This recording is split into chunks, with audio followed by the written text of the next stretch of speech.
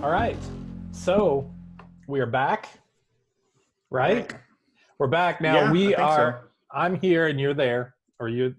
you know, um, The thing. Yeah. with the National Guard being out, keeping us in our homes, we did not want to risk, going out the back window and then kind of walking because you're up on Buck Mountain. Well, maybe you don't want people to know where you live, but Yeah. Let's keep that. it's a general area. I don't think anyone's going to find you. But Let's anyway, keep. Well, I'm just worried about the authorities knowing that yeah, to shut us down. I'm outside of my house or something. Yes, the tyranny is real, and we are feeling the pains of it right now. So we are doing this through Zoom, who we believe is in cahoots with the Republican Party, has a backdoor agreement with Nancy Pelosi to advance the coronavirus garbage. None of that's true, but that'd be a pretty good conspiracy, though. If someone's gonna develop one. Yeah. Yeah. No, but we're in the middle of this. Tennessee's opening back up. That's what we're going to talk about a little bit, right? Yeah. Yeah. We're freestyling this week. We're in the middle of staying at our homes for 7 days straight, and not much going on. Having information only coming to us through Google, or I use Apple News. I get a lot of my stuff from there. But it's just weird right now. You know what I mean? It's just, we're so disconnected, yet everyone has an opinion of what's going on. Yeah, I feel like in my life, I've seen people become more vocal the longer this quarantine stay-at-home order has gone on, more vocal on social media than they've ever been. That was a meme early on in the quarantine, like the first week when everyone was downloading TikTok and all this stuff. And it was like 48 hours into quarantine and everyone thinks they're an influencer. You know what I mean? Yeah. And maybe it's good that people are finding a voice, but maybe I think so. Yeah. I think that they need to realize that, the voices going against them aren't, necessarily haters or you're going to get pushback. We live in America. We all have the right to free speech, but we don't have the right to be protected from, people saying you're wrong. Yeah. I mean, that's the beauty of America. We all disagree with each other every day and still live in society. And I think that that's something that maybe gets lost on social media a little bit. Sometimes when we get so passionate and we've read so many articles that line up with the way we believe in a row, we feel like writing it, we're just educating people that are dumb. Headline after headline, it's like, these guys didn't read the headlines I did, so let me show them. And I fall victim to that too. I've got it checked. Me and you talk a lot and you're like, well, he didn't actually say that, or this person didn't actually do that. I'm like, crap, did he not? And then I have to look back. The big one this week was and I'm not a Donald Trump fan. I'm definitely more conservative than you, but I'm no Trump fan at all. I'm hoping he's not our president come next year. You know what I mean? Like that. Yeah. But I thought it was funny. He does his press conference with this, genius scientist, medical researcher guy. The medical researcher conveys a bunch of information, really good information. And then Donald Trump comes up and tries to like summarize or like, I don't know what, he should have not done anything, but he said some things. And then all of a sudden everybody's like, Donald Trump is telling people to inject Lysol in their lungs. And I thought that was interesting when I saw it. I was like, that is totally something he would do on Twitter. And so I was like, I'm going to find that press conference. I can't believe he really said that. So I pulled press conference, I watch it, and he doesn't say that. You're right. He's just questioning the guy like, is this what you're testing? You should totally do this. Yeah, I mean, test this. He was fumbling around. Mm-hmm. But the follow-up to it was even worse by him. Then he like claims it's sarcasm. I was like, it was clearly not sarcasm. It was you being a fumbling idiot, which you know what I mean is pretty normal. No one's alarmed by that. Well, I mean, that's like any boss, you know what I mean? Like in his profession he came through, he was a boss who profited off, smarter people under him. He had the capital behind him. And then like we had said before, it's, the boss who doesn't necessarily know what's going on, but wants to like, put the end to the meeting and wrap it all up and summarize it, and then just gets it completely wrong. And you're like, wait, what are we doing now? But unfortunately, like with Yeah. that situation, it's like we've got millions of people watching, so Yeah. millions of people are confused, And millions of people that love him and believe him, and you know what I mean. Yeah. And so like, and Yeah. that's dangerous. You can't run Yeah. off the cuff like that. Like you at know? that point, you're on thin ice. You know, not any negative connotations, but we're on thin ice. We need to watch our steps in this. So Yeah. like anything that's said is going to be taken by, you know, if it's 20,000 people here in the grand scheme of the 335 million people we have in America, that doesn't seem like a lot, but we still have, like, that's still people. You know what I mean? We still need to be thinking of them and the Absolutely. confusion and I don't know. It's just, Yeah. I actually, it was exhausting. I had a bad social media experience after that because somebody posted that I know about, you know, it being kind of blew out of proportion what he said, you know what I mean? Saying he was telling people to Okay. inject Lysol. And so I jumped Yeah. in and I was like, wait, that's not what he said. I mean, like, I understand, you know, Mhm. where you're coming from. Let's just make sure we get this accurate. He's a bumbling Mhm. idiot, but he wasn't actually telling people to do that, you know?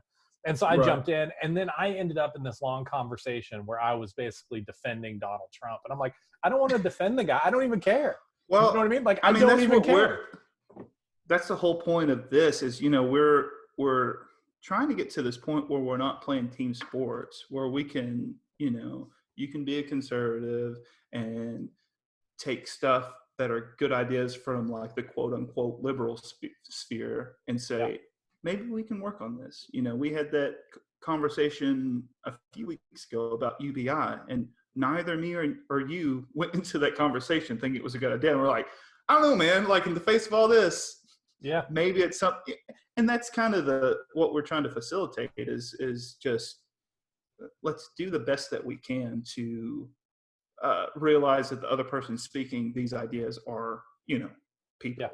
Yeah. They've got a family, or they've got, you know, all these influences that has brought them to this point. And we need to understand that, not necessarily respect it in the sense that we agree with it, but that we realize that they're people and that we need to talk to them and meet them kind of where they are. You know what I mean? Rather than throwing insults.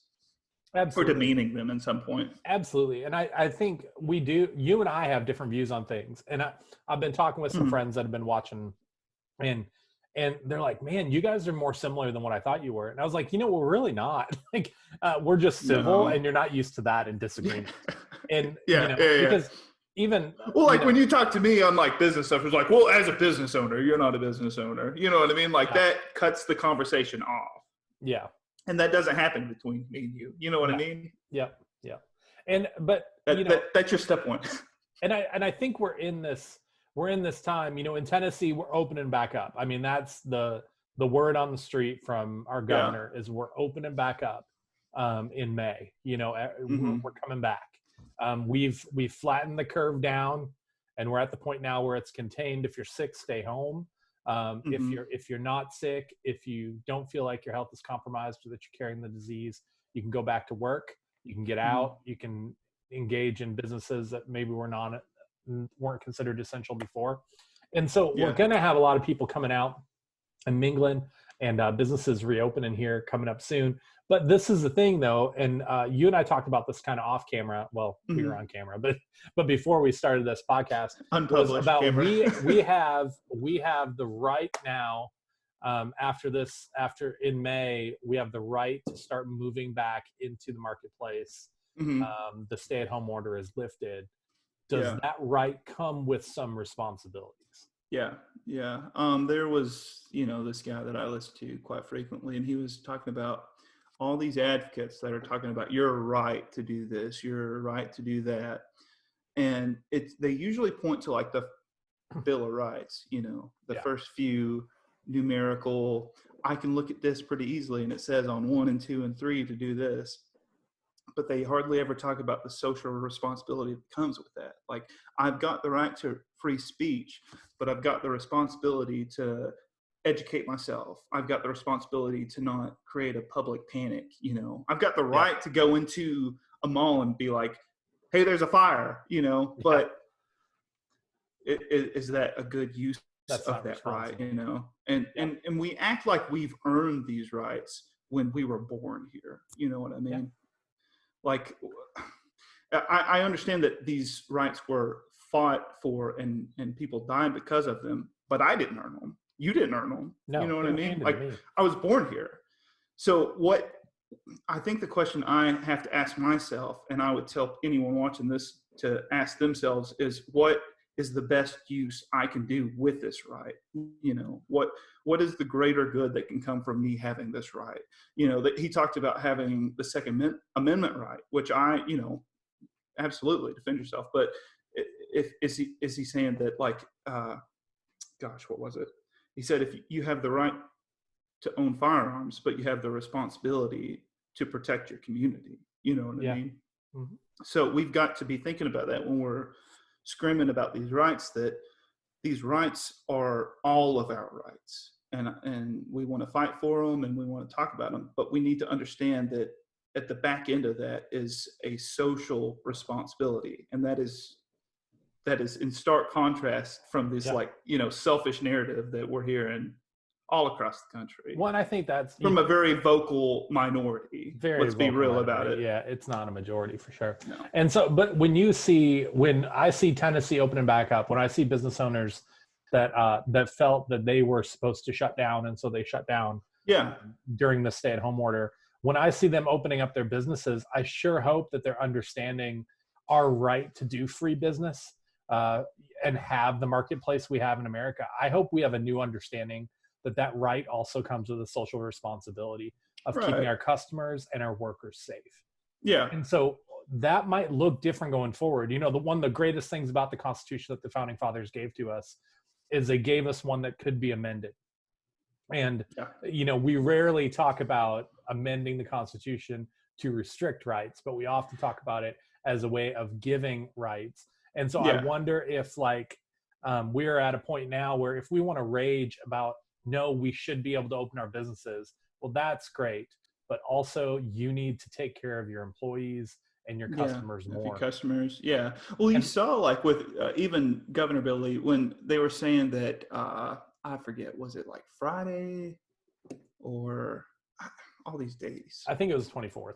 Okay. So Friday. They said initially, hey, we're not going to extend the stay-at-home order. Yeah.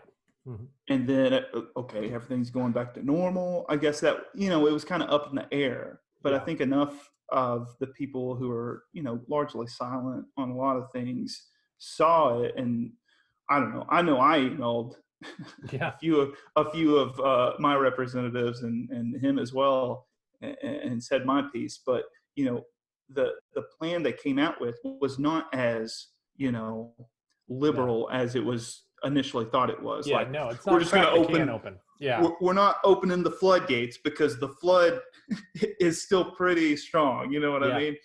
You're not ready for this. But I did like some of the things that was being said in it, like you know, they're still maintaining social distancing. They're still keeping businesses at half capacity. Yeah. They're not opening it for everyone. But I think that, you know, there still are people that are going to suffer through this. And I just get really mad that we live in the richest country in the history of the world, and there's people suffering during this. You know what I mean? Like, we should have the infrastructure in place to make sure that people are not, like, shutting their door, like small business owners aren't shutting their doors for good because of, you know, 2 or 3 missed paychecks, or that people, like, we call them essential workers and we call them heroes, but, like, the guy working groceries at Kroger is not doing that out of the goodness of his heart. It's because if he doesn't work, he doesn't pay his rent. Yeah, exactly. So I would like to have an infrastructure where he gets to make that choice. You know, if people want to be selfless, absolutely, we should commend them. But that's not what is happening right now in these, like, with these minimum wage people making $7.25, $12 an hour. They have to go to work because they need the money. And their landlords might not be the type that says, I know you've said to some of your tenants, hey, you know, we'll work this out if you're not, if you're out of a job right now. But that's not the case with everyone. No, it's probably not. And we're not in, you know, we don't have any type of no eviction proof stuff in Cookville where we are. That exists some places, but not where we are. And so, but I'll even say this, though, the court of public opinion is out there. And Mm-hmm. if you're a business owner, come Yeah. May 1st, if you're not open, some people are going to think things about you. Oh yeah. And It's if you become, are open, some yeah, people are going to think it's a no-win situation right now for small it's businesses. weird. Yeah. Because I mean, it's just like everyone's judging you based on how you're responding Yeah. here. You know what I mean? And that's tough. We, And we, man, we both had read that book. You know, I talked about it a few episodes ago, and I don't know, it's yeah, been so influential in my political thought here the last couple of weeks. Is that Why Are We So Divided by yeah, the Ezra Klein. If you're watching this and you're wondering what we can do to polarized. Why are we so get away polarized? from this, yeah, look it up and we'll look at the I'm title. pulling it up right now. But I mean, it's got some really good theories of, you know, why is it so hard to have a conversation? And he ends it with saying that we need to step back from the national stage. You know what I mean? And look at our, like the person representing me. Nancy Pelosi doesn't represent me. You know, she has zero to do with anything in my daily life. Yep. Mitch McConnell doesn't represent me. He has zero to do. You know, those are the two like leading voices on both sides. And one is a congressperson, one's a senator. They're not even the same chamber of voting. You know what I mean? Like, that's how focused we've become. We need to back off and realize that we are very small cells in this large body, and we each have a voice, and our voice is very accessible. You know, my state representative, my congressman, my senators are a phone call away, an email away, and if I bug them enough, I'm going to get a response from them. But if I email Nancy Pelosi, I'm not going to get anything back because she's like, this is not a vote. You know, if I email Mitch McConnell, he's like, this is not one of my votes. I don't care. Yeah. So why do we focus on these people so much? You know what I mean? Yeah, no, I'm with you on that. The book is Why We're Polarized. Why We're Polarized. Hold on. Why We're Polarized by Ezra Klein. And it is really, really good. I mean, it's great. You will do yourself a great service to listen or to Audible sponsor us on this episode. Oh yeah, I listened to that. That's how I did Audible. it. Yeah, I did too. I did that one on listening. Yeah. Now I'll say, so I'm excited about the opening of businesses though. I'm excited to have a lunch at Chipotle. Yeah. If they're at 50% capacity. If they do, I mean, some people, they might just say, no, we're still curbside only. No. But I know a lot of the retails, they're saying like you have to have one-way aisles. Like you know what I mean? And that hasn't happened. I know quite a few businesses that were at full capacity during the quarantine. You know what I mean? Yeah. And they didn't have those safeguards in place. And I understand like the people are like, if we're quarantining, why is Lowe's, why is the parking lot full there? I had that thought too. I went to go get, some weed eater gas and I'm like, nope. Yeah. I'll let my grass grow a little bit. I'm going to order this online. You know what I mean? Yeah. It looked like it was, Black Friday there. You know what I mean? And I understand the rage. I really do. With the small business guys saying, why am I locking my doors and these guys are able to go? Yeah. You know what I mean? I just think that there was a lot of faults in the system, but however, the heart of it was to like keep people safe. Yes, it was to keep people safe. And it was, hey, we need to stay at home. These are essential businesses that we think can stay open. You guys should keep running. That's great. But all non-essential businesses, you guys should really shut down, close up for right now, and stay home. Yeah. If they'd opened in Cookeville, not in a big metropolitan area, but where we live at, with the population density we have, if a home goods store or, whatever, a nail salon, if they would have opened, if they would have been practicing, no sheriff's department's going to show up and shut them down. No one's going to check to make sure they're following the rules of social distancing. Yeah. They would have just been operating. And so this is my question, because this is my question on the Second Amendment too. People that love their guns, that's fine. You can collect your guns and you can be ready for the government to impose some sort of legal control on you and use your guns. But are you actually going to use them? Like, you know what I mean? Like, are you actually going to use it when it comes to, if you believe that you have an inalienable right in the United States to open up your business and practice, and you think this quarantine was completely against the law, then why are your doors not open?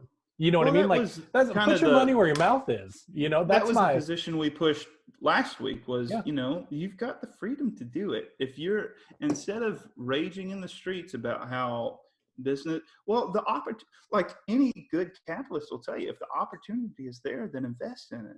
Yeah. And if the rental space is very cheap, the Yeah. goods are cheap, I can guarantee you that it's going to be easy to get stuff shipped to you right now. Yeah. It's good. Like you can open it all, you know what I mean? And you can do that. But it's the people that are raging against it, but are, like you said, not putting their money where their mouth Well, is. what they're saying is, I want the right to open, and I don't want the responsibility or the judgment that comes after it. I don't want to be responsible the right for my to actions. be a patron in it. Yeah, exactly. I don't want the responsibility of my actions. I just want what I want. That's like a libertarian, and I, this is me showing my colors. That's a old Ayn Rand. I forget which book it's from. I try to forget as much as what she says as I can. But she says that every person is an island, and I said this a couple episodes. We're not islands. We're not. We're absolutely connected. If you can't realize that with, where you're on Facebook, going to the grocery, we're not islands. Everything that we do connects to someone else. And we should be realizing that in the face of this pandemic, that, whether we like it or not, we are factories for this, virus. And we unknowingly could spread it.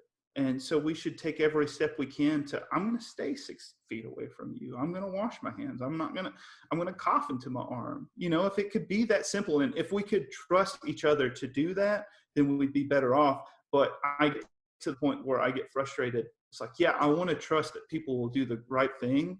And then I can't go to Walmart to buy, toilet paper because they're stripped. Shelves are empty. Yeah. And on any other given day, those things were, maybe a pack here or there was missing. You know what I mean? But in the face of uncertainty, I'm going to take all I can. Everybody takes care of themselves. I'm going to let the dogs eat the other guy. I'm going to fend for myself. I'm going to get what I can just because I can get it. You know what I mean? Like, and that's, I don't think at the heart, that's not my America. You know what I mean? Like, that's not my American spirit. My spirit is, I do the best I can to lift the floor up for everyone else. You know what I mean? Yeah. I don't know. I love that. I think that's what we need to be looking at when we are going through this. So what can you and I do? This is for maybe both of us to answer, but what can you and I do as we open back up, as we start to come out? Maybe we've flattened the curve. I'm not saying we have. I'm saying maybe we flattened the curve. Maybe we're coming back to normal. If we're coming back to normal, what can you and I do to be good people, to love people? What can we be doing right now? I'll let you answer. I'll say what I think right now is maybe I understand this wrongly, but from what I've been told, the face masks that you can wear at home or that you can make at home. Yeah. When you wear them, you're not protecting yourself. You're protecting other people from your the whatever they call it, the droplets that you can breathe out. Yeah. So wear a mask. Like it's as simple as I go into these places and I wear a mask, and I'm not gonna wear like the scarlet letter here and pretend like I'm oppressed, but like I'll go out and no one else is wearing one. You know what I mean? And maybe if you're hearing this and you thought, I should wear one. If nothing else, it's just gonna make it normal. You know what I mean? Yeah. Like if enough. Oh, I saw another guy wearing a mask. Yeah, I mean, I guess I could wear one. You know what I mean? Yeah. I think that, and then just like, I know we get so impatient. I went to the grocery store the other day to get one thing, to get some coffee that was out of our pickup order. Mm-hmm. And I was out of coffee. I need my coffee. So I go in, and there was some people just kind of moseying around, and it was easy for me to lean in and get what I need, being kind of intrusive. But then I think, why am I in a rush? You know what I mean? Yeah. I'm going to go back home and sit down and be quarantined. I don't know. in that moment, I thought I could just sit here and look at my phone for, 45 seconds, a minute. I could give them that 6 feet of space and guarantee, even if I don't know I have it, I could be in their space to give it to them. I can take that minute and stop being in a rush to allow that social order to be normal. You know what I mean? Yeah, absolutely. And I think that's what it is. I think when we come back, we've got to be thinking about the other people that are around us, maybe a little bit more than we have, and not even like, I don't want to infect them, but hey, maybe they're, if it's an older couple and they're moving a little bit slower and we've got aisleways that are one way and you're not supposed to pass people. Maybe you be patient, you know what I mean? And maybe you prefer them and be okay with that. Like that's the proper response. That's the right thing to do. And don't be upset about it or anything. You've got the opportunity to do the right thing and you're doing it. And I think that's one of the things we can kind of put in our minds and retrain ourselves is preferring those other people. I mean, we used to be a culture that opened doors, that held doors, that held elevators. That's who we used to be. And maybe we have fallen away from that. And maybe it's time to get back to those normal, respectful things for someone else, valuing somebody, and as a Christian, valuing someone how God views them, not how not how they're a roadblock for me. Yeah, exactly. Yeah. Yeah, I would love to go 30 miles an hour, but there's speed bumps here. Like they're not speed bumps, they're people. Yeah, exactly. And I think it goes back to that rights and responsibility thinking is, I want the right for all these. Of course, you had them the whole time, but I want the right for Tennessee to open back up. Well, then I have the responsibility to make sure that there's not a second wave of this, to where we're not putting more people at risk and we're not causing panic and causing distrust in our authorities because they've made the call. So let's support them. If we say we support them, let's truly support them and follow the law or follow the guidelines they're putting in. They say a restaurant's open and they're at 50% capacity, but I'm going to cry because I didn't get seated at my favorite restaurant as quickly as I did on a Friday night. You know what I mean? Yeah. Well, that's where we are. That's where we are. Yeah. And we got here, so let's respect the new rules. Hopefully we can get back to how we were before if it makes sense. But in the face of people, the least among us, suffering from our choices, let's take that into consideration when we're on the verge of getting upset. All right. So those things that we've just talked about, I think those are like minimums we should have been doing anyway. Exactly. Okay. That's how we should have been. Now, how do we go above coming out of this? We've received stimulus checks. If you've been working the whole time, you've received a stimulus check. That is more than you needed. Yeah. It is not something that you were going to be relying on. What does that mean for us now? Me and you, we both worked through this. We were able to work from home. Food banks are suffering right now. People are suffering. Your friends are suffering. Like if I think all of us who are in that boat, and me and your boat who have.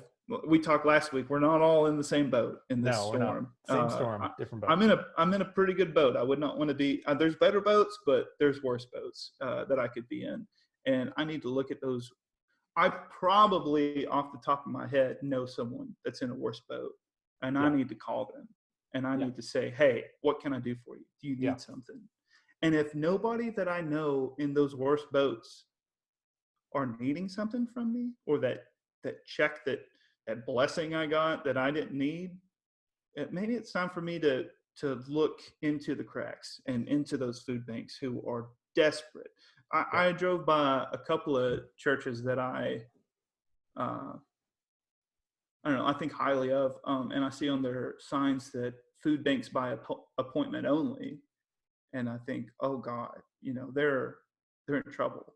If it's by we can't open our doors, and maybe they're with the social distancing, but from what I've seen too is that these food banks are overrun because we don't have the infrastructure in our government to take care of them. So these charities are stepping up and doing that for them and taking the hit, but they need help. And I think that there are more people that can help them. I don't think that in this country that there is an excuse for people to fall on these hard times and not have a hand to help them up. You know what I mean? Yeah. And I think depending on where you are in this, if you are somebody that made it through being able to keep working, maybe you're an essential worker that kept your income, or maybe you were able to transition and work from home when you were here. I think we do need to be looking out for who can we help.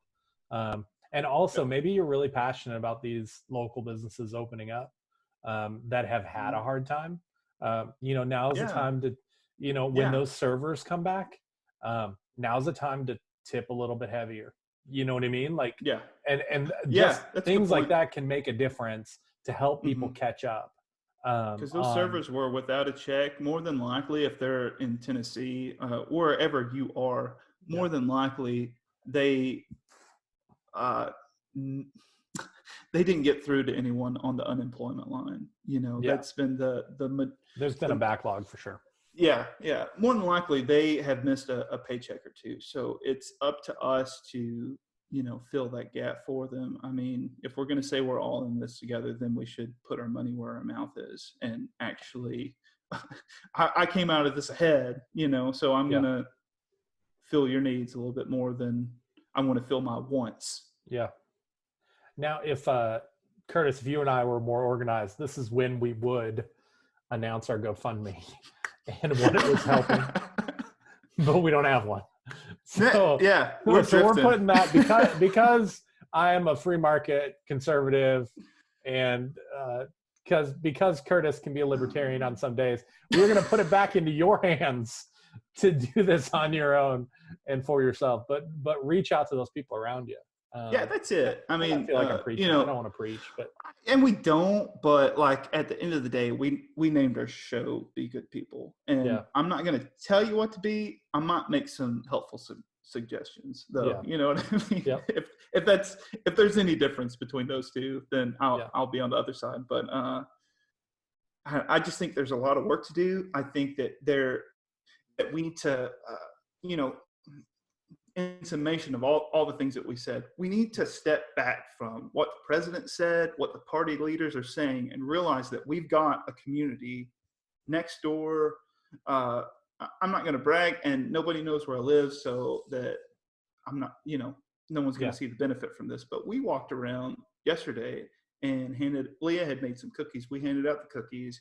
We gave our phone numbers, especially to some elderly people that we knew, that we're neighbors with, and said, hey, if you need us to go get groceries for you or do this or that, let us know. If you need help with anything at all, let us know. Yeah. And that's all we could do. All we could do to help people, to help our community, was to do that for like 2 or 3 people. Like, I'm not going to offer you something that I can't, back up. You know what I mean? So I only gave that out to like 2 or 3 people. But if enough people did that with excess, everyone would be covered. Yeah, we'd be able to cover everybody. You're right. So that's my suggestions are, if you're a local business opening up, pay attention to those social distancing guidelines seriously.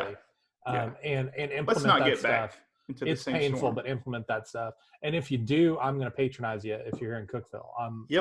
You know what I mean? Like that's, and if you don't, I'm not. So, and if you're not opening your doors, for the safety reasons and all that, I'm pretty sure I'll be visiting you when you do. You know what I mean? Like, Oh, absolutely. Keep those drive-throughs open. Keep whatever you can open, and we should, respect that. And these are small business owners. It's their butt on the line with every decision they make. Let's support them where we can. Absolutely. Well, cool. I think we've gotten to the end of this episode, Curtis. We spitballed this one not too badly. We did all right. Yeah, we really didn't know a plan coming to this. It's just such a crazy time. It's hard for us to think about, okay, what are the big issues we can tackle when like the big issue is everybody's issue. Right? Yeah. And I think in this moment of confusion, our biggest impact we can have is not screaming at the national news, but is to zoom way, way in on where we are, affect what we can. I can do a lot more good around my neighborhood than what I'm, told that I can, or what like the media is making me believe I can. Like, oh, it's so hopeless. No, it's not hopeless. Foundations are built one community at a time, one household to a neighbor, to another neighbor. And we've got the power to do that. Yep, absolutely. All right. This is another one in the books. So thanks for checking us out. Like, comment, subscribe, of course. Jump in the conversation. You can go over to our Instagram. Curtis really keeps up over there. I don't do as much. Yeah, Luke's the Facebook guy, and I'm on Instagram. So more than likely, if you saw something on Instagram, it's from me. And I feel like that's pretty evident from what's being posted and all that stuff. I think that's true. I clear it from Luke though too, so it's coming from both of us. But yeah, I mean that's the biggest thing is just join in. If it's not in the comment section, I get it. You know, it's hard to be in a comment section this day and age. It shows like your hand of, oh, this guy is kind of crazy. But you know, if you liked what you heard, share it. If not on your, you know, social media platform, to someone you love through a text message. But we want to hear from you guys. So direct message us if you have to. Direct message us, text us if you got our numbers, that sort of thing. It'd be awesome. All right. Well, thanks, guys. See ya. Adios.